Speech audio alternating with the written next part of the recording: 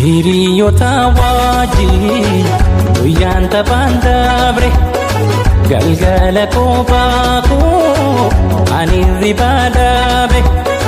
Hiriyoota wajjin guyyaan taphaan darbe galgala kophaa koo ani hirribaa dhabe.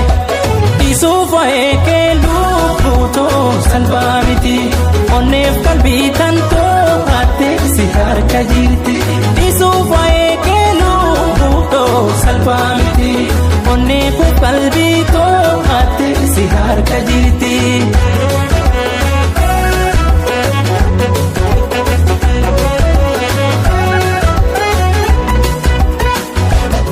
Bakka kuma laaluun rakkoon saas kumuumaa abdiin kutu sirraa ansi eegasuumaa. Bakka kuma laaluun rakkoon saas kumuumaa abdiin kutu sirraa ansi eegasuumaa. Garuu na ulfaatee natti ulfaatee jaalalaan nama raachite nama raachite waa'een kee natti ulfaate jaalalaan nama raachite. Maaloo yaadame na kootume natti cime natti cime. Maaloo yaadame na kootume natti cime natti cime.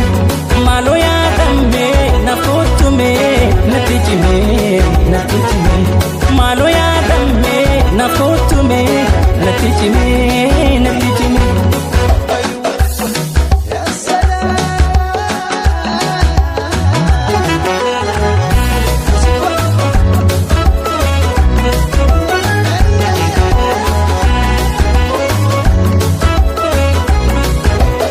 Hiriyoota wajjin guyyaan taphaan dabre galgala kophaa koo ani hirribaa dhabe. Hiriyoota wajjin guyyaan taphaan darbe galgala kophaa koo ani hirribaa dhabe. Isuuf eekee lubbuu salphaa miti onneef qalbii tantoo hattee si harka jirti. Isuuf eekee lubbuu salphaa miti onneef qalbii too hattee si harka jirti.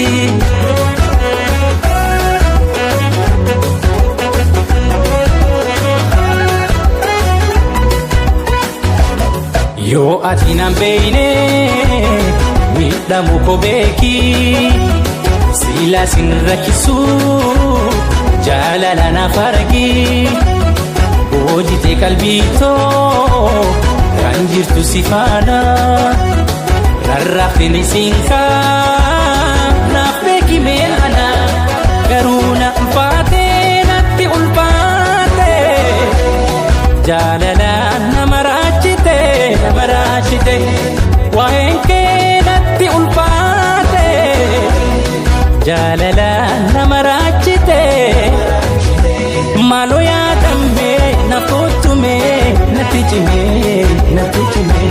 Maaloo yaadame na kootume natti cime natti cime.